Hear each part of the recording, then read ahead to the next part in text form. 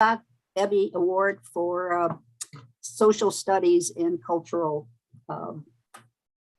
studies. So I was very pleased with that.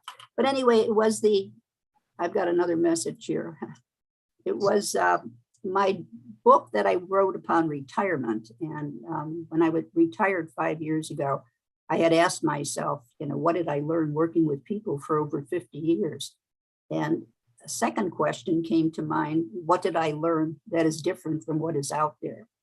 And so last week, when I was moderating the discussion on choosing a good book, I talked a little bit about the book. So I'm going to talk not about the same things, but I'm going to talk about some different items from the book.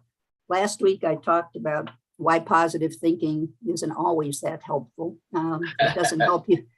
It doesn't help prepare for disasters or catastrophes. And it also doesn't help in terms of helping you process negative emotions.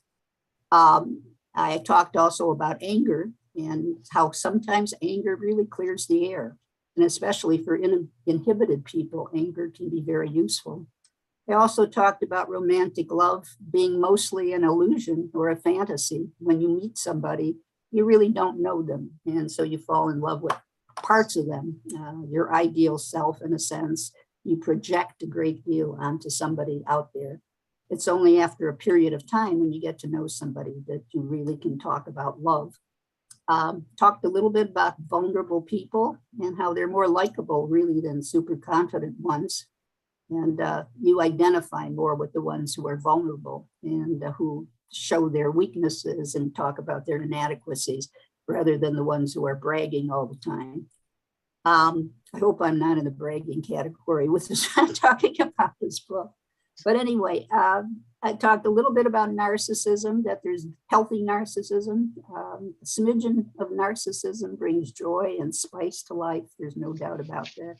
Being able to rejoice in terms of what's good in your life and your accomplishments, etc. And I also talked a little bit about luck or fate or chance, whatever you want to call it, that we sometimes take too much credit for the things that we succeed with, when a lot of it has to do with chance or luck or fate in some respects. And we take sometimes too much blame for the things that go wrong.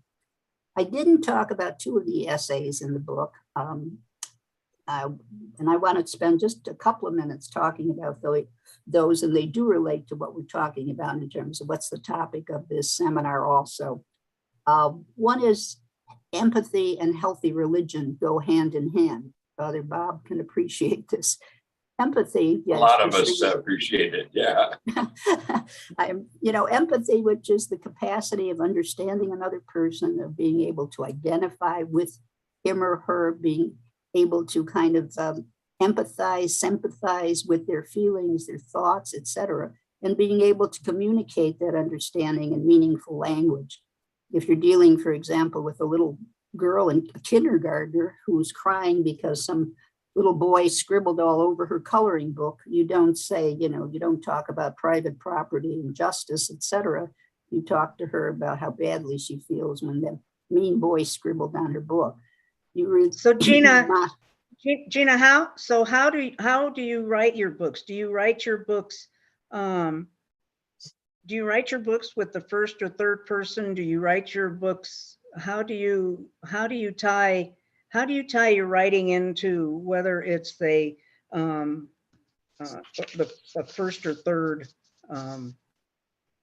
Do you use a lot of I's? Do you use a lot of we's? Do you use a lot of they's? What do you do? I promise you I will get to that in just a couple of minutes. But mostly, to answer your question, Ellie, mostly I talk in terms of we. So I use a lot of we, okay, because this is nonfiction that I'm talking about. So I'm talking about human nature, what is common to all of us. And I think because the books, all of them that I've written, are more conversational and geared to the average reader, I use we a lot. And that's very helpful. I'll give you some examples shortly. Just let me say a couple of more words about empathy and healthy religion. So empathy is the best, I think, relationship tool we have around. It's a way of connecting to other people. It's a way of understanding others as well as having our own need for understanding met. If there's one thing any of us can learn and learn better, it's how to be empathic. And that connects with healthy religion. Healthy religion, as I said, has to do with, I didn't say, I guess, it has to do with being inclusive, with being open to others, being loving, being focusing on our common humanity. And I think healthy religion does a great deal in terms of countering. It's an antidote very much for the sense of entitlement that's out there in our society. Yet healthy religion kind of emphasizes humility before God and before others, and gratitude. And as I said, very much acts as an antidote to the negatives, the consumerism, the materialism, et cetera, in our society. I know when I was volunteering, I was working with a group of amputees, and they had lost a limb, arm, leg, whatever, to diabetes or to an accident or what have you. And we had a group, an ongoing group for them, and it was a support group. And we often asked, what is the thing that gives you the most hope? And they, to a person, would say prayer. And asking, why is that? And prayer gave them hope, it gave them support, it gave them sense of peace, etc. So that was one of the essays. The other one I'll talk about just a couple of minutes and then move on. Has to do with you can't make anybody do anything. And where did I get that idea that you can't make anybody do anything?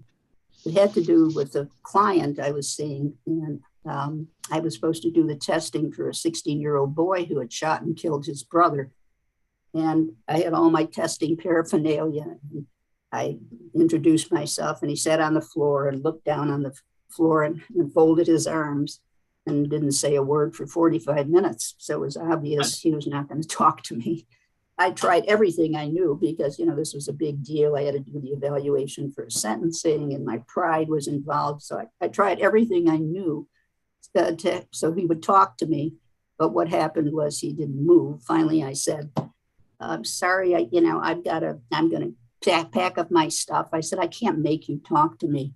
And at that moment, he looked up at me and he said, what do you want to know? So that's his first words out of his mouth were, what do you want to know? And he cooperated with the whole experience from that point on. So I was asking, after the experience with him, I was asking myself what made him change his mind. And it was clear to me that he felt in control. I was not in control. He was in control. And when I said, I give up, then he was willing to talk to me about what was going on with him. And I think the whole issue of control, I think, is so important. I mean, if you see little kids, from the age of 2 and their temper tantrums, they are manifesting very clearly the amount of willpower they have when they want candy or when they want this or they don't want to go to bed, et cetera. And so that's very clear. And I started to look at some of the research on torture. And it's what surprised me was torture is really not that effective. It tends often to give people who are being tortured, give you the wrong information. And they certainly, anybody who is tortured nurtures all kind of resentment and fantasies of revenge, et cetera. So torture doesn't do a very effective job, regardless of your views on the ethics of the whole thing. And the other thing is spanking. The American Academy on Pediatrics said they would not endorse spanking under any circumstance. And they issued this as a policy statement in 2018, because the research indicates that kids who are abused in terms of physical punishment are more likely to be aggressive, they're more likely to be devious, et cetera. So there's a lot of evidence that you can't make anybody do anything. We have a strong inside sense of self that is manifest very clearly. Ellie, coming back then to your question, what do I do with all this? And as I said, I try to, in terms of my writing, and I'll give you just a little bit of an example, and then we can open it up for discussion. At the end of each of my essays, I have a summary, and it's in summary. So I started off this chapter on you can't make anybody do anything. I started the first paragraph of the summary with, "We all possess a steely sense of self that can resist any attempt at influence." And then I went on for a paragraph talking about you can't control people's minds, their souls, etc. So that's a we, because that's a universal. That's the first person. And the second paragraph I talk about, it's more academic. It's talking about, in generally, the temper tantrums and stubbornness of toddlers are a testament to the importance of autonomy. While temper tantrums typically vanish with time and maturity, stubbornness can remain forever as a personality or character trait. So those are more general statements. That's all third person in terms of that paragraph. And then the last paragraph, I go back to, I go not back to, but I go to the second person, which is you. And I said, the adage, choose your battles, is a wise directive that is especially relevant to this topic.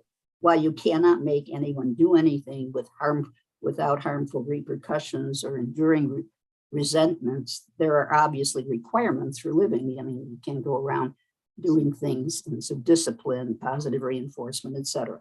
But the you is very seldom used, and that's mostly used for action. When I do blog postings for Psychology Today, for example, very often at the end, I will say what you might consider, what you might do. And so the you, the second person, is often used, and it's not used much in terms of novels or fiction, there's no doubt about it. But I think it's used in terms of blog postings, specifically when there's a course of action that you're encouraging people to take. So first Jerry, person. Go ahead. Let's hear from some of our authors, because they're messaging in the chat on the bottom. And so let's hear from some of our other authors what they think about how they write and about their books and how they write. I have a cookbook, so that's not in any kind of a, that's a nothing. But my caregiving book is predominantly in it's my story, and it's basically first person, and it's essentially about me and my mother over a 10-year period of taking care of her. But and Wilkerson, good morning, Ken. Ken has come on. Clark has come on. Father Bob will. So let's hear how Jerry. Let's hear how some of our authors who've joined us this morning, what they think about our topic of how you write in the first, because so much of it is subjective. Absolutely, I agree with okay. you. John is there. We can go to John. We can go to Wilkerson. Wilkerson, we can't see you. Are you with us? Yeah, there he right is. here. He's at the bottom. Yeah. Wilkerson is Frank. Is Frank? Are you Frank Francois? No, that's his last yes. name. He's actually Ken. Ken, tell us your story. Ken? He's like Clark, who's Walt. Well, I'm gonna piggyback off of what I put in the chat. When I first started writing my memoir, which is called "I Know a Deadbeat Judge When I See One." When I first started writing in the first person, I was sort of like uncomfortable writing it. But then I said to myself, you know what? Let me see about taking myself out and then writing about myself, but in the third person narrative. And it was just like, yes, it was great. And the research I was doing and what I was putting on that, because it wouldn't be the character in the book. So that makes it easier for me to write about that person, because I am the third person writing about the particular character. And it made it easy for me to just write about it, the things that I've learned, research that I've done, and I was able to. So did you write about the system itself? Oh yeah, from the issues to the system itself, about the court system and this country too, the laws that are undergirded by the Constitution. So why did you write third person instead of you, first person? It just didn't feel right. That's So you, yeah, it just didn't feel right. It would be best to say, you know, because it would be the character knows all about this stuff while, you know, he's also dealing with a lot of things themselves. So that was the issue for me. And then I said, you know what, let me just write, make it seem as though I am the expert writing about that particular character. Then Right. I'm also letting the reader know about you know, history of this country, and as well as the issues that lies. So that made it easier for me to write about. so it's all in first person, or did you kind of go into the third person in terms of talking about I'm sure you combined it, it sounds like. Yeah, because when you typically write about more general things, more generalities, you usually switch to third person, universals, things that they may not know, but are true in general. Did you do some of It that? made it easier that way. Yeah, Made it right. To go back and forth, because I think many people move back and forth in terms of the first, the second, the third. And even though yours is basically a memoir, which is probably 90% of it is first person, right? Yep. Yeah. Oh, So Yeah, first Jerry, person. Walt had his hand up. Walt Oh, had his okay. hand up. Okay, Walt, Thank what do you. you? It was really a question. I mean, when you get into a third person, you are the narrator, but also the narrator can be unreliable. And I use an unreliable narrative frequently to lead people down the primrose path so that I can surprise them later. But I would think that that in this situation, it seems to me that you go into a situation imagining that you've got a level playing field, only to be rudely awakened to the unreliableness of the system, and whether your narrator follows the bumpy terrain or is omniscient and knows all the bumps already. Frank is saying it depends, because there's what we call third person omniscience and third person limited. You're right, Frank. In the omniscient narrator in the third person knows everything. There's sort of an all-knowing, all-seeing, whatever kind of individual, whereas the limited third person narrator identifies more with one character as opposed, or two characters as opposed to everybody. We have somebody else that joined us. You know, John, we haven't heard from you. Where's John? There you are. There you are. We can hear. What do you think about this particular topic? I was told years ago to write in the third person because it's easier than writing in the first person. So that's primarily what I use as my guide for writing my book. And by the way, what's the difference between a book and a novel? I hear that everybody's using books, but aren't there novels too?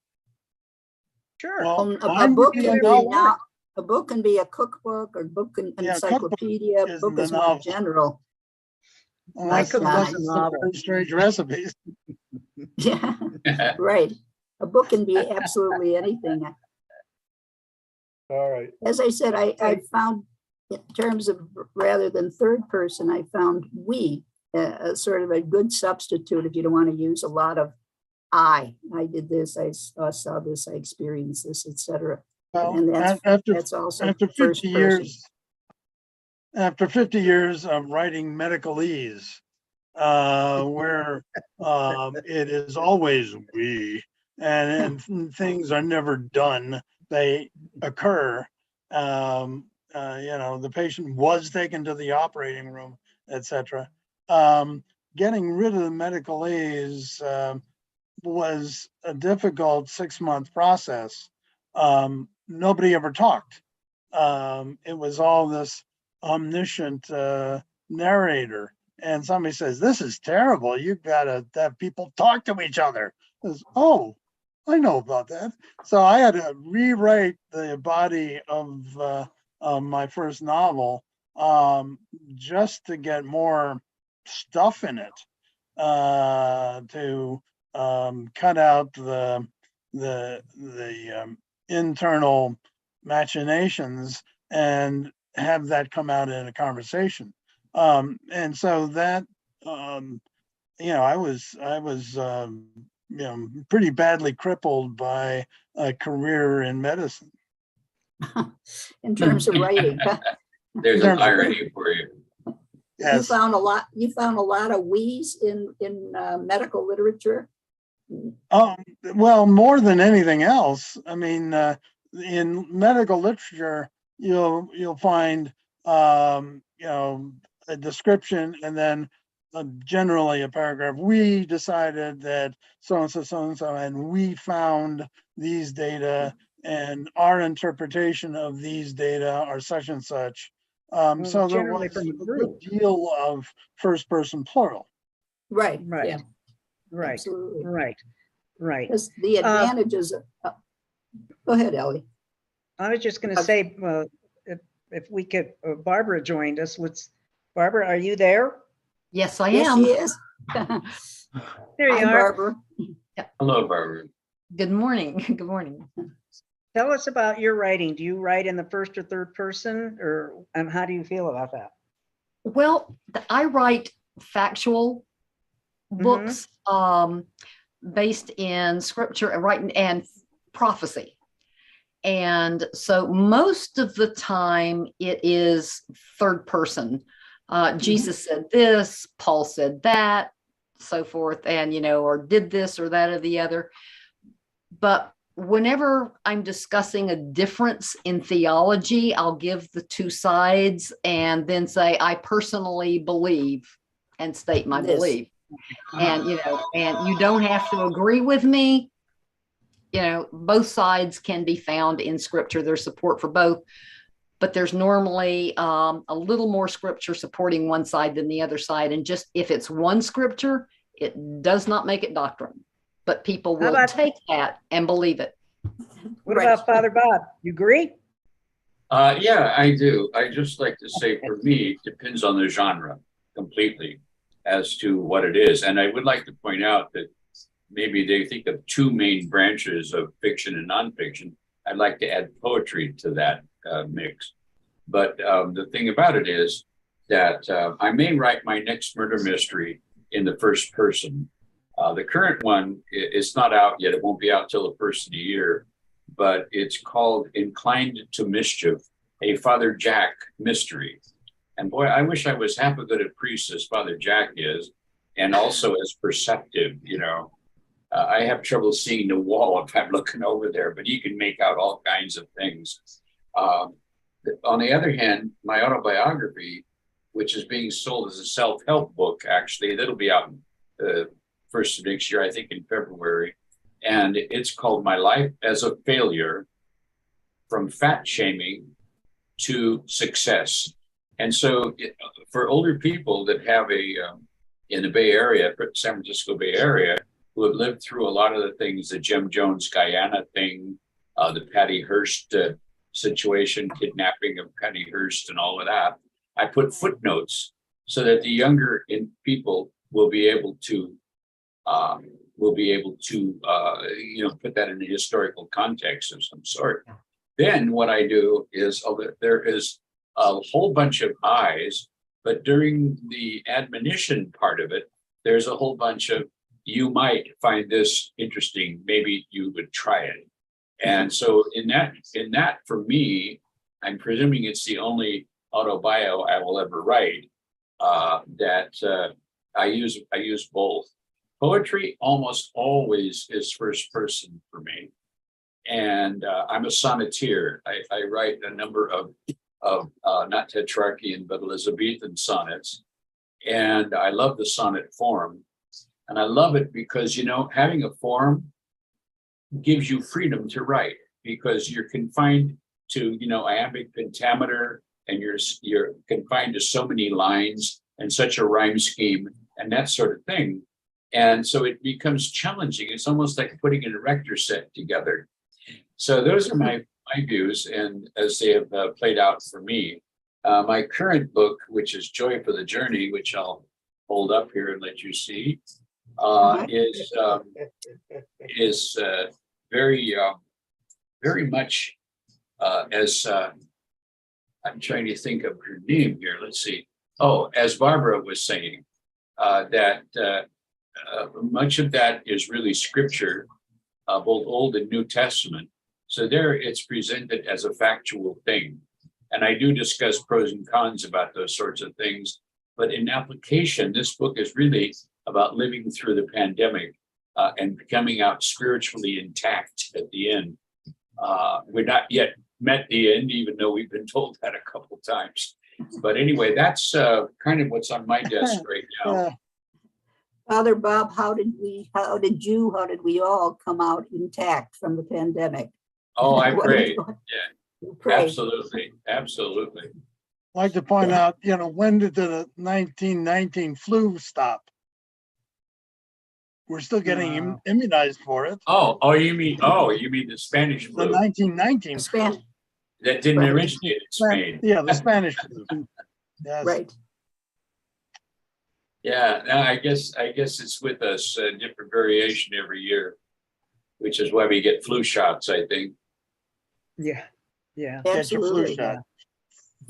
I'm not sure of the epidemiology of that, however, so. Well, I am. Well, interestingly, I was going to go to med school when I was about 40 years younger than I am now. And I did all the pre-med stuff and I read med journals, and what I didn't know, I looked up, and I wanted to ask Walt, I wanted to ask you, did you ever see the problem with peer-reviewed journals that they never mention statistical analysis when so many of those biostats have error bars a mile long, which not really a mile long, but that invalidates that data point. And That's what gets interesting. yeah, and yet Because none of the commentators ever mention it. well, I in my little area of research, which is in babies and in actually it's in teratology, which is the science of how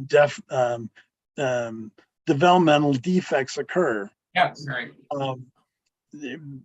You listen to these guys and they know that there will be a 15-minute discussion in meetings about the boxing spiders, because they're quite aware of it. Say, well, George, this and that's almost overlapped, and you've got a 6% chance of and they've got the That's wonderful percentages in their heads. I've been reading the wrong journals. Yeah. And so then we're speaking in the third person. It is one thing. Thank you. But it almost always gets argued. Well, it sounds like a lot, like everybody is saying it really depends on what you're writing, whether you go first, second, or third person.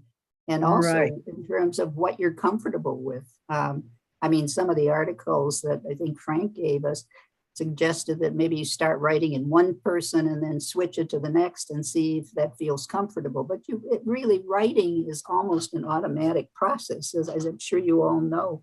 So to be able to change from one to the other, I think is hard, unless you have had experience doing so. In terms of, the first person is supposed to touch your heart. It's emotional. It's something that people can identify with. It's a way of reaching out to the reader and connecting with the reader, the first person. And obviously with the first person, you can do an awful lot of not monologues, but internal dialogues. Yeah, in terms of what people are thinking, what they're feeling, what they're noticing, etc.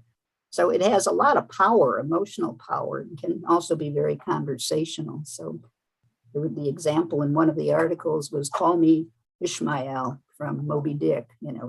So you're drawn in by that beginning in a sense, and The third person is much more objective. It's not as subjective. It's much more objective. You can include all kinds of things, though, about the history of the subject that you're talking about, like you were talking about, Wilkinson, in terms of, or the laws or whatever. You can include a lot of data, research studies, scenery, the culture that you're talking about in terms of your characters. So it gives you a lot of different kind of dimensions and different aspects that you can kind of cover in terms of your writing.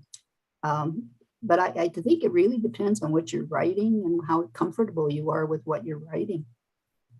Do any of you have a different perspective on that? Like you were talking, Father Bob, about poetry, and you like the frame of the sonnet, and it provides you with a frame that you can then write your ideas in. Other people have different ways of writing poetry or whatever it is that they're writing. So Barbara, when you write predominantly about scripture, do you write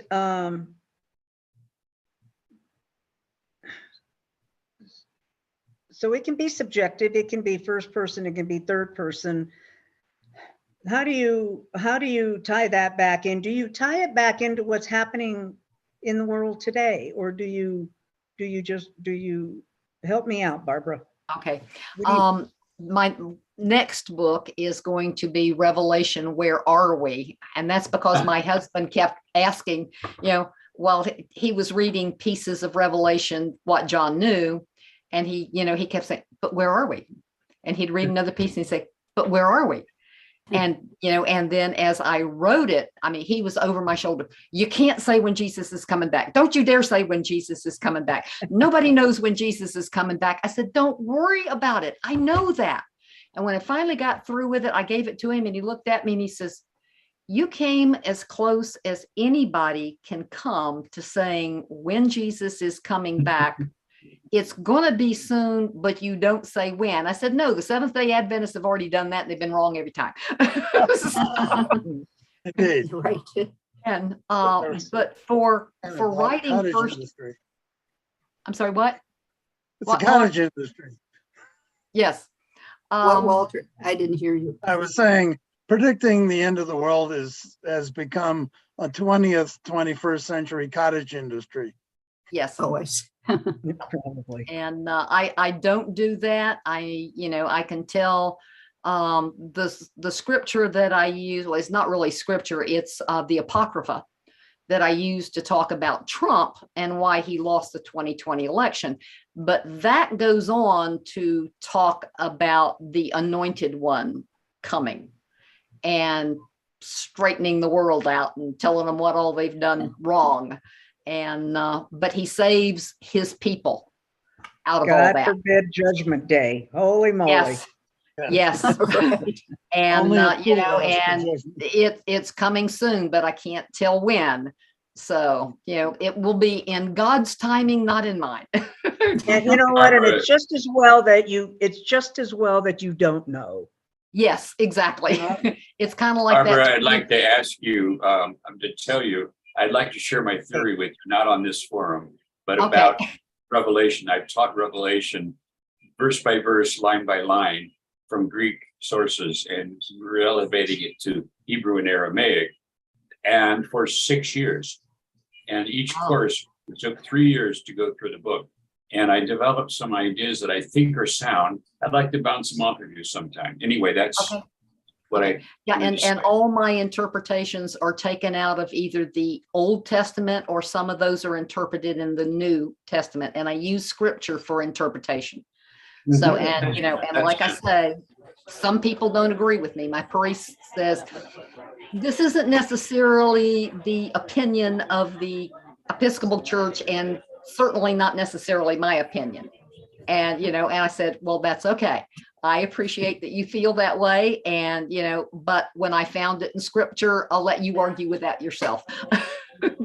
Hey, So- let's, Jerry, let's let John join in. He's been pretty quiet back there. Okay. What would you John. want me to say? I listen, I Where are write down you, any John? note. I write down There you are. anything. I write down whatever I think it'll help me. I was impressed with the fact that the woman said the first person shows emotion and of the writer to the reader. That's what I wrote down because I never thought of it quite that way, as opposed to third person. But I want to know, didn't you say something about a second person? I'm not sure what that means. Well, Second person is you. You don't hear is about when- second person very often. When you But, say okay, you Jerry, for- explain second person to John. Okay. No, it's when you use you. It's usually used at the end of something, for example, as I said, in the summary statement, you might want to consider blah, blah, blah, or you might want to look at whatever. Like, for example, I did a blog posting for Psychology Today, and it was on why do we fall for certain types. So that one was very popular, as you might gather. It's got, I think, 70,000 views. But anyway, at the summary section of that particular blog, I say, you might want to look at your last 5 relationships and in terms of what attracted you to them and look for patterns, blah, blah, blah. So When Patrick Henry said, give me liberty or give me death, was that in the second person? give me liberty or give me death, that's first. That's Me. first. Yeah. Well, it's an implied second person, I would think. Oh, you give me mean liberty. Yeah. You give me Well, liberty. Or give me, yeah, second person is John- generally, second person is generally what nonfiction, what nonfiction is, and it's rarely used in, fiction. But it's Yeah. mostly nonfiction is second person. As John, What? speaking to your point of the question, and also you posed to Barbara before, and that has got to do with when Jesus condemns the Pharisees, he's definitely speaking in second person. And you brood of vipers, you whited sepulchres, and so forth. So that genre, even of the gospel genre, which is essentially a storytelling, genre, really. And it really does have a first person, second person, and even third person. How you read it, you have to go in. And oftentimes, trouble is in English, they don't express something that was in the Greek because it would take 15 words to express it, and in Greek it would be 1 or 2 words. So anyway, that's just what I wanted to say. I think the Gospels especially use at least first that I and we, and then the you. Right. Okay. Oh, Yeah, Frank has. Jerry, Wilkerson had a question for you, and it was, when do you use the, Ken, help me out. When do you use you? Was that the word you were looking at? I saw your question come on, Ken. Wilkinson, are you with us? His mic is It wasn't a question. It was just a comment, agreeing with Dr. Piorkowski. Okay. Oh, yeah. Frank had a question about you. When do you use you? I think, as I said, I use it usually at the end in a summary comment. And it's usually has to do with an action plan. Why don't you look at X, Y, and Z? Why don't you map out these particular things in terms of trying to, like with a blog posting, for example, trying to pull it all together and asking the reader to do something. So it's usually action, goals, etc. But there's always sort of an implied or actual you in there. You might want to, you wouldn't use it a lot. You wouldn't say you should do this, or otherwise you turn everybody kind of a off. direction. Yeah, It's a direction. Okay. yeah, Okay. got it. That's true. There were times I could have used you in my book. I didn't, but instead I said, with all the things said, Americans might want to look into this. So I didn't get the chance to look in using the word you at all. So I refer to Americans might want to look into the laws that are affecting us. So that in essence, I could have said, you might want to look into this, but it would have sounded as if I'm lecturing, but instead I refrain from that. Right. No, I think you were wise in terms of, I think you is very seldom used. As I said, and these little blog postings, which are pretty short, there's a place for them in terms of the action plan, because people often ask, what are the takeaways from this? Whatever that's a big, when I was doing therapy and somebody would say, well, what's the takeaway from this session? I was lost. I wasn't sure what they were supposed to take away from it. But often, if you think about you statements, there are takeaways. You might want to start praying at 6 o'clock every night or whatever as a suggestion. But you're absolutely right. You don't want to be dictatorial or authoritarian so people get turned off. Why is this person telling me what to do? Nobody likes that. That's right. Absolutely. Walt has a question, Jerry.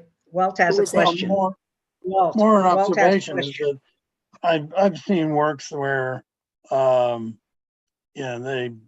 in poetry that have used you very consistently. It's the flavor of the whole thing, and I think in the long run they're failures. Because it just becomes too burdensome to continue the conceit. It is an instruction. The only place I see it regularly is in how-to books. Mm-hmm. Yes. Self-help. Yeah. Cookbooks. There's a lot of that. There's a lot of that in there. You might want to breathe, take a deep breath, hold your breath, right. Breathe out through your mouth, etc. Whether you're talking about reducing. Here's how to do your own appendectomy, that sort of thing. There's one of those out there. Yeah. How to do your own. There's an idea for a book. Right. You speak of that, my dentist, his wife was showing me how she would do an I can't even say it right. But she was showing me right there while I'm getting my tooth pulled. She was showing me how she would do it. Well, identify McBurney's point and you're good. Yeah, I think the third person is probably the most widely used. The third person in terms of writing, I would venture to make that guess, because it actually gives you a lot more latitude to introduce things in terms of whether it's culture, history, scenery, data, research studies, whatever. You can jump around in time. One of the, in terms of this happened 10 years ago, and somebody speaking from that perspective, as well as the current, present tense, etc. The third person, they say, is usually used in present tense, whereas the first person in past tense. I'm not sure that's always true, but that was one of the things I read. But the narrator is always the storyteller. So the narrator will always be the person who determines whether you're in first or third or even second person, how they want to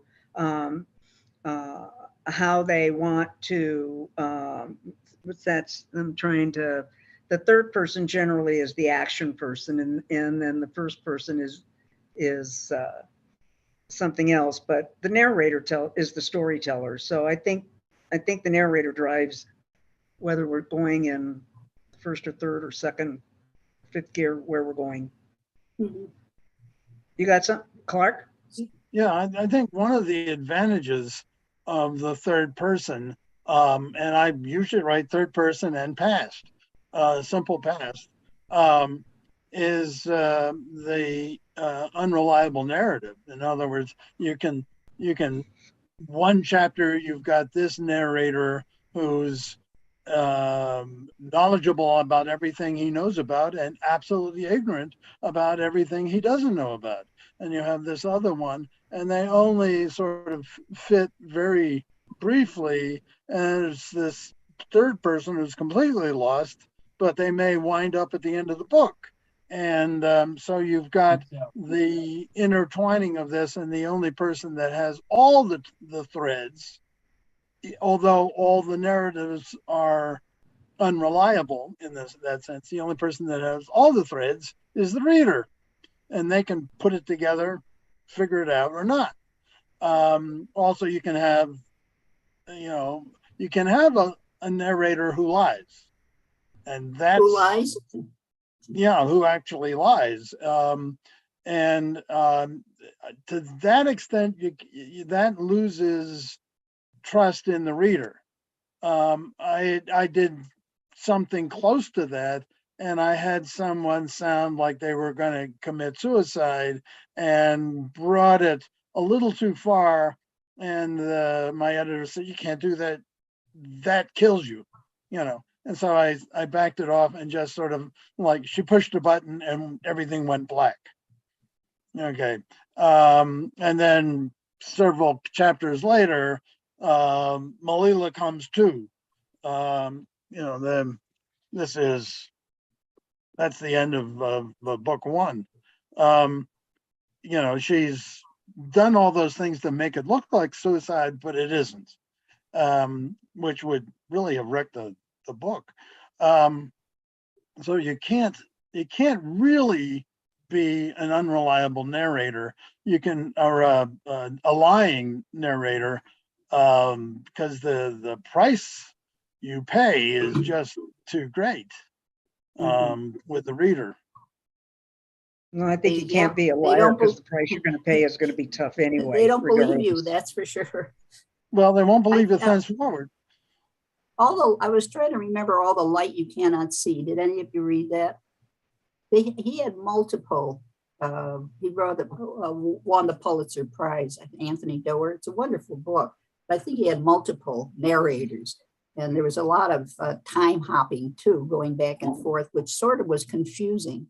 But it actually it made a very, very rich story. As I said, it did win the Pulitzer Prize some years ago. So I think Father Bob's got his hand up. Who is that? Just to Father comment, Bob has his hand up. probably the best example of the narrating twist is Agatha Christie's Murder of Roger Ackroyd, in which the narrator, I don't think that's a spoiler alert, Yeah, but the doctor always does it in Agatha Christie. Come on. well, no, that's the only time a narrator has ever been the perpetrator. And that was won a lot of awards, and it was early. It was 1926. It was her second or third book. Then the other one is, you may have mentioned this and I just missed it, but it was the novel Laura by Caspary. And they made a movie out of it in 1944, I think it was. And it was, they took the book's in three parts. One is by the guy who wanted her to be his lover. The other one was by the detective, and the other one was by Laura herself. And the movie conflated all three of those viewpoints into one. But there's an example of a multiple genre of various inputs, so I'm shutting up. Apparently Faulkner's As I Lay Dying is one example also of multiple narrators. I don't remember it. I read it so long ago, but that was cited as one example. Gina, we have 7 minutes left, and Frank has asked what we've been doing in some of the sessions is Reader's Magnet has been taking a picture of all of the authors that are in that session of us holding up our books. And so, Okay. so to hold up your books and then let them take a picture of us. Are we, James, are we ready? Yep. Yep. How about Okay. yours, All right. Wilkinson? I give the Wilkinson, thumbs up. I got give your it my book? last give us a copy. thumbs up. You're gonna You hold your gave away thumbs your up and last not your copy? book? Oh my. I know. I give up my last copy. It's coming. I still got one. Okay. All right. Here we are, James. Here we Tell are. us when we're good.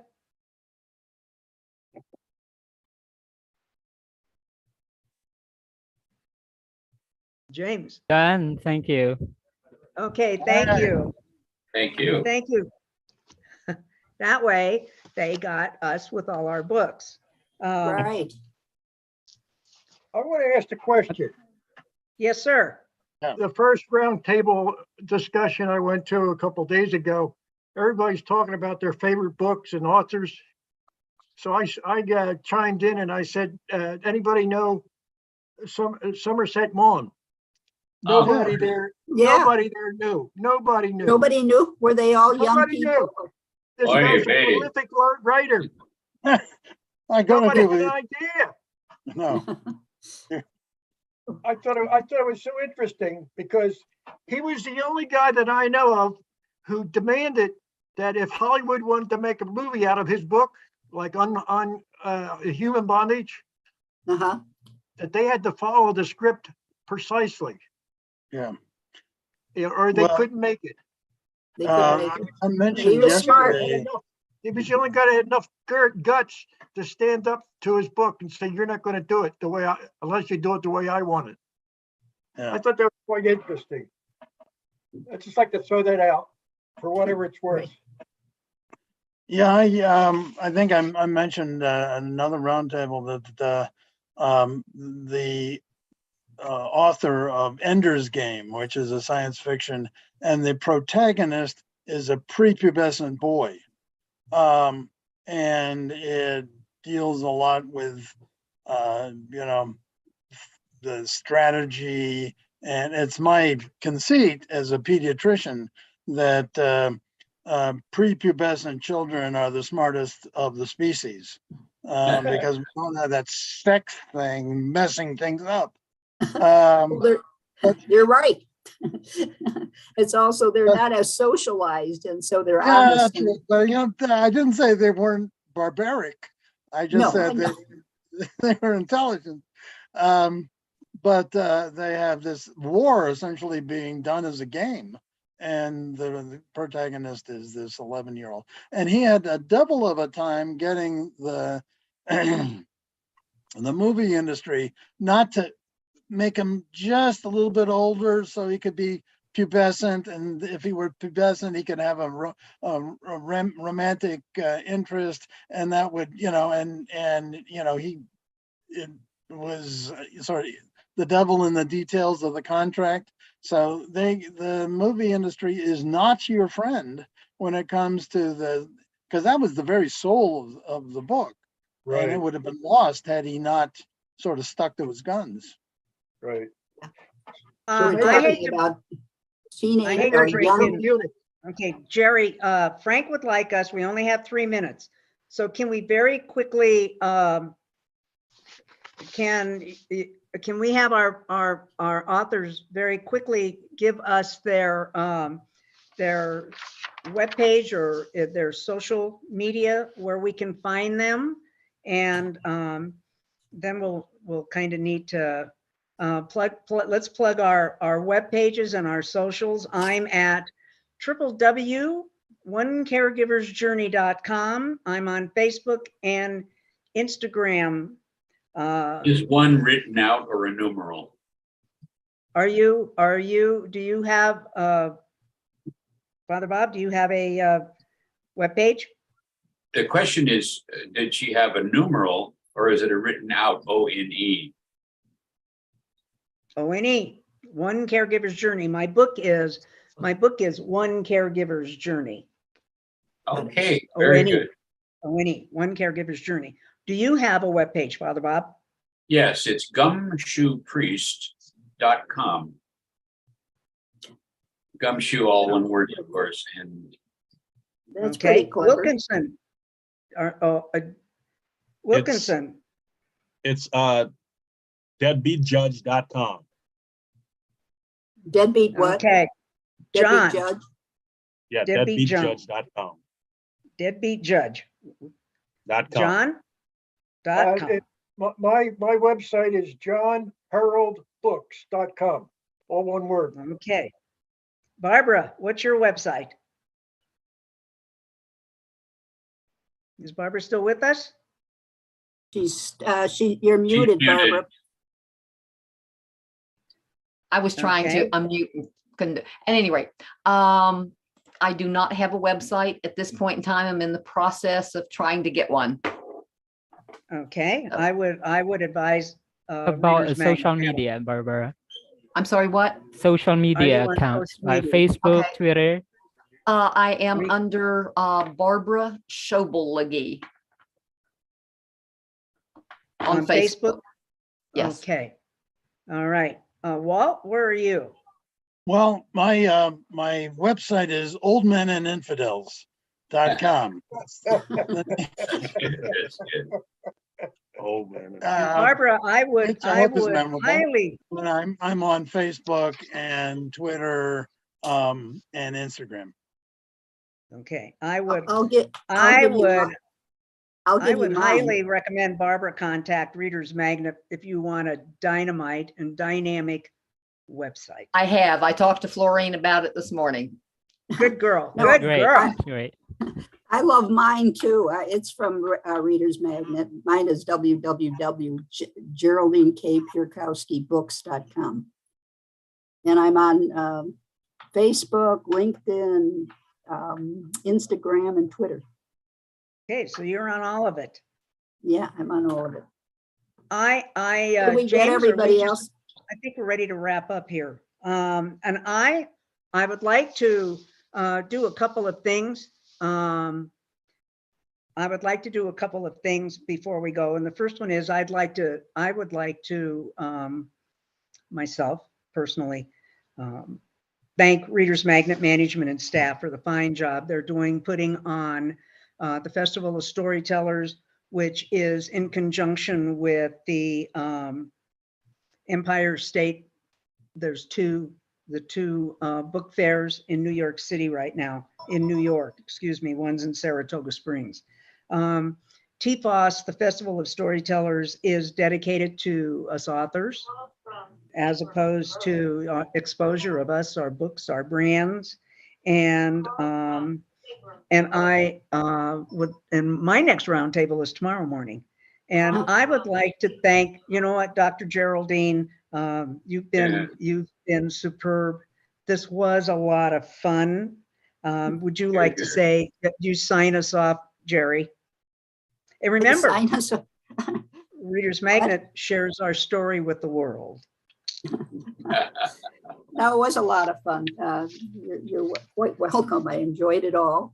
And it sounds like, in terms of a conclusion, in summary, it really depends on what you're writing. It depends how comfortable you are in a particular style. It's worthwhile looking at what first person does versus third person versus second, just to get a general idea so that you can see if you want to modify any of the stuff that you currently do. But I really enjoyed it. And thank you, Ellie, for being co-moderator of this session. Thank you so much. And we give our gratitude to Reader's Magnet. Thank you, Jerry. You did a great job leading us through this pack, and everybody's got their own story. And for that, then I would just say, have a good day. Please stay safe. Please stay well. And I guess bye for now, right, James? Are we on? Yes. Or please vote. How about that? Everybody vote. Please vote. Oh, absolutely. Absolutely. Probably Please not. vote. Vote. Okay, thank you. Goodbye for now. Thank you, James. Bye. Bye. Bye for now.